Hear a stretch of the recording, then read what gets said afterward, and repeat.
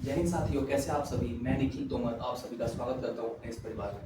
तो भाई, जैसा कि आप जानते हैं कि इसके पहले हम लोग सेल के बारे में पढ़े थे कि सेल का डेड सेल का डिस्कवरी कौन किया था, ठीक है ना। इसके बाद लिविंग सेल का डिस्कवरी कौन किया था, इसके बाद तमाम चीजें हम लोग पढ़े हुए थे, ठीक है। तो देखिए भाई, यदि हम बात करना चाहें डेड सेल की कि डेड सेल का डिस्कवरी कौन किया था, यानी कि डेड सेल का खोज कौन किया था, तो आपको पता होना चाहिए कि डेड सेल का खोज कौन किया था भाई। तो डेड सेल का खोज किया था रॉबर्ट हुक, ठीक है।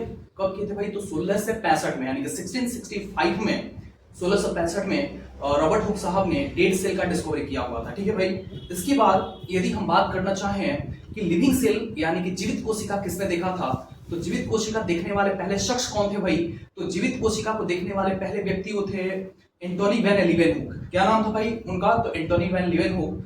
एंटोनी वैन लीवेनहुक साहब जो थे ना, वे एनिमल सेल को देखे हुए थे कि एनिमल सेल कैसा होता है, या फिर जो जीवित कोशिका होता है, सबसे देखने वाले पहले व्यक्ति ये थे। जब ये पॉन्ड में यानी कि तालाब में कुछ काम कर रहे थे, और तालाब में काम करते दौरान, ठीक है ना, करने के दौरान ही जब वो घर पे लौट करके तो देखे कि उनके नाखून में थोड़ा थोड़ा मिट्टी टाइप का लगा हुआ था।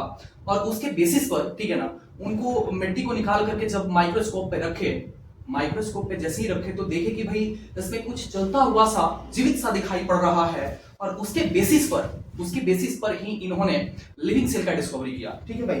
तो ये सब तमाम चीजें जितना भी हम आपको बताए हैं, ये पहले आप क्लास में, ठीक है ना, इसके पहले वाले क्लास में हम लोग पढ़ चुके थे। तो आज से कंटिन्यू करते हैं हम आगे कि इसके आगे वाला टॉपिक क्या है भाई, ठीक है। तो हम आपको बताए थे कि रॉबर्ट साहब सबसे पहले किस चीज का डिस्कवरी किए थे। सॉरी फॉर दैट, यदि हम बात करना चाहें कि क्या नाम था, sorry sorry Antonie van Leeuwenhoek की बात करना चाहें तो एंटोनी वैन लीवेनहुक साहब जो थे, ठीक है ना, सबसे पहले किस चीज का डिस्कवरी किए थे, तो आपको पता होना चाहिए मेरे भाई कि उस दिन हम आपको बताए थे उस क्लास में, पिछले क्लास में, ठीक है ना, कि एंटोनी वैन लीवेनहुक जो साहब जो थे, सबसे पहले बैक्टीरिया का डिस्कवरी किए थे।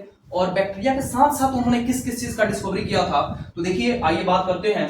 तो सबसे पहले उन्होंने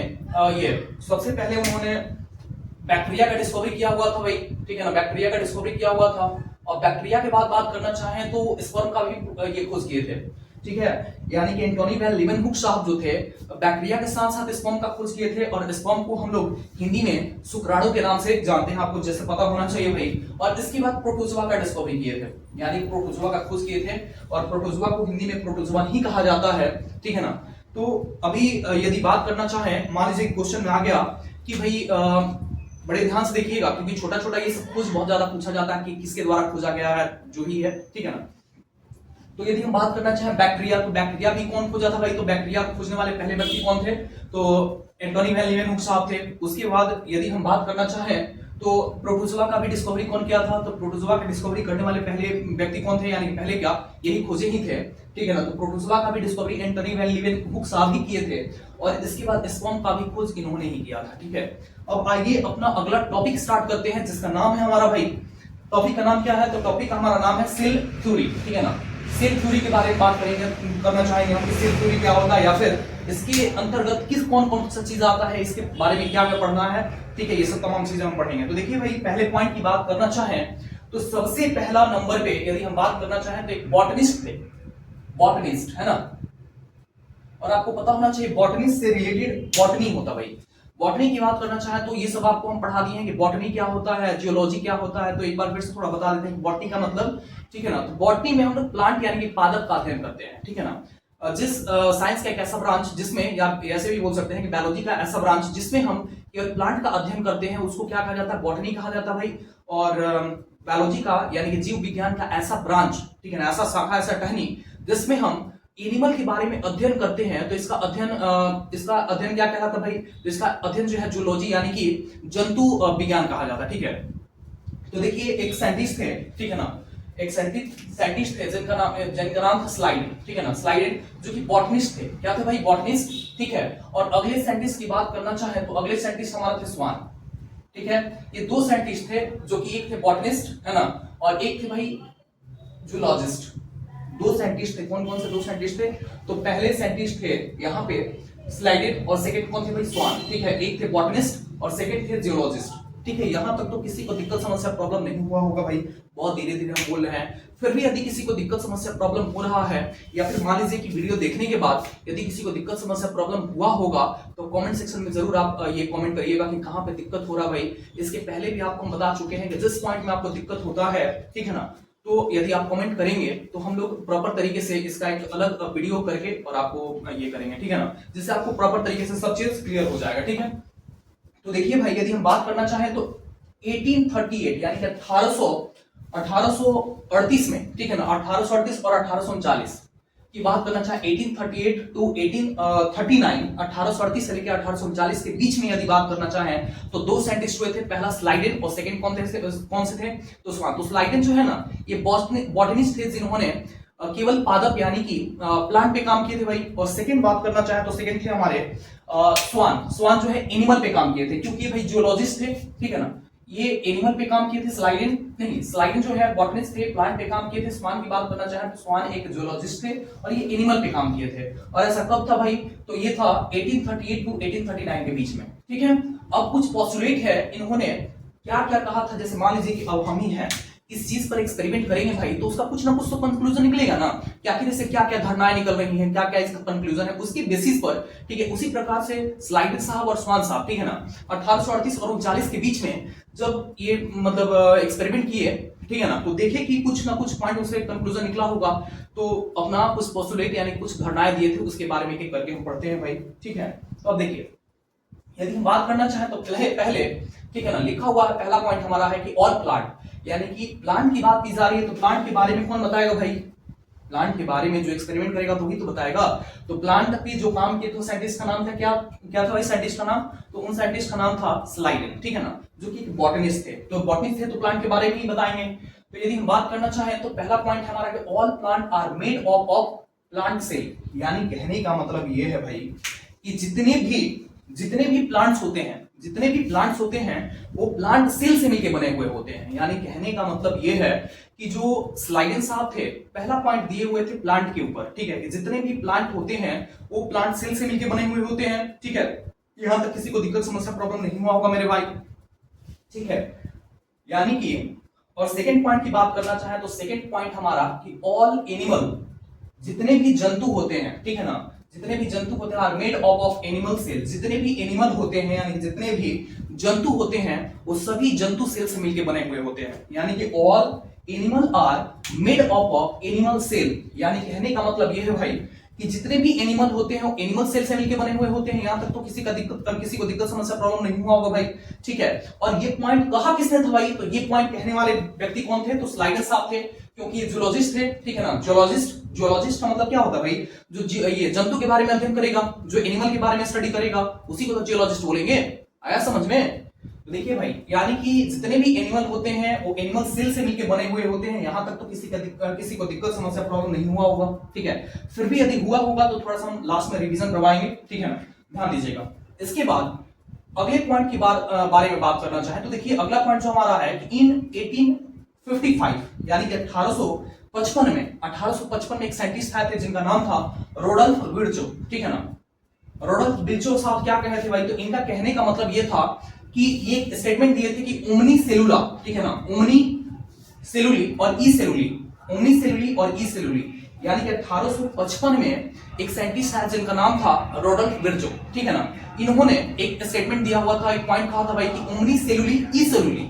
तो यदि हम बात करना चाहें कि उमनी सेलुली और ई सेलुली का मतलब क्या होता है मेरे भाई, ठीक है, तो देखिए इसका मतलब ये होता है मींस कि all cell arises from pre existing cell by cell division. यानी कहने का मतलब ये है भाई कि जितने भी सेल होते हैं, जितने भी कोशिकाएं हैं, ठीक है ना, ये पहले से मौजूद कोशिका से बने हुए होते हैं, ठीक है ना। पहले से मौजूद जितने भी कोशिका हैं उसके सेल डिवीजन होने की वजह से ही न्यू फॉर्मेशन होते हैं सेल, इनके कहने का मतलब था, ठीक है। तो समझ में आया कि नहीं आया, फिर से एक बार देख लेते हैं मेरे भाई, यहां से देख लेते हैं, ठीक है ना। इसके बाद हिंदी भी इसका हम अभी एक एक एक्सप्लेन करेंगे कि हिंदी में क्या है क्या नहीं है, तो एक बार अच्छे से देख लेते हैं, ठीक है।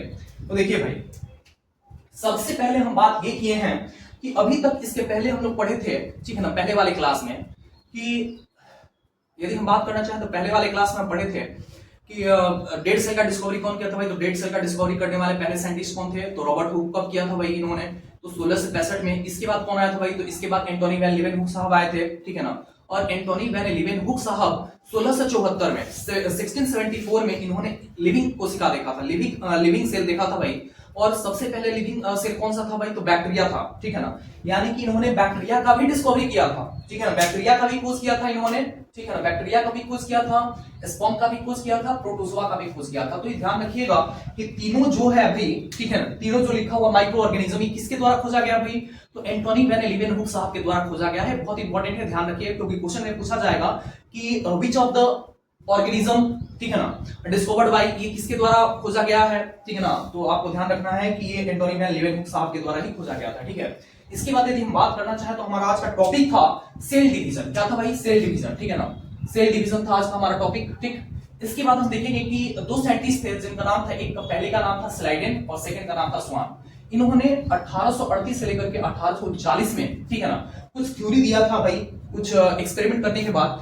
तो स्लाइडेन साहब जो थे, स्लाइडेन की बात करना चाहें तो स्लाइडेन साहब जो थे एक बॉटनिस्ट थे, जिन्होंने प्लांट पे काम किया था, पादप पे काम किया था, पादप पे एक्सपेरिमेंट किया था, ठीक है ना। और सेकंड वाले थे स्वान, ठीक है ना। ऐसे भी आपको समझ में आना चाहिए कि स्वान का मतलब क्या होता है भाई, तो स्वान को हम लोग संस्कृत में क्या बोलते हैं, हंस बोलते हैं, ठीक है ना। स्वान हंस, हंस स्वान, ठीक है ना। तो इससे आप कनेक्ट करेंगे कि स्वान का मतलब एनिमल से रिलेटेड है, ये हंस से रिलेटेड है। तो हंस क्या होता है भाई, एक एनिमल टाइप का होता है, क्योंकि इसमें जीव होता है, ठीक है ना। तो यदि हम बात करना चाहें, स्लाइडेन जो थे बॉटनिस्ट थे, ये प्लांट पे काम किए थे। स्वान की बात करना चाहें, जियोलॉजिस्ट थे, ठीक है ना, ये जीव यानी कि एनिमल पे काम किए थे, ठीक है, एक्सपेरिमेंट किए थे। और इसके एक्सपेरिमेंट के दौरान इन्होंने अपना कुछ पोस्टुलेट दिया था, इसके बारे में एक करके हम पढ़ेंगे फिर से एक बार, ठीक है ना भाई।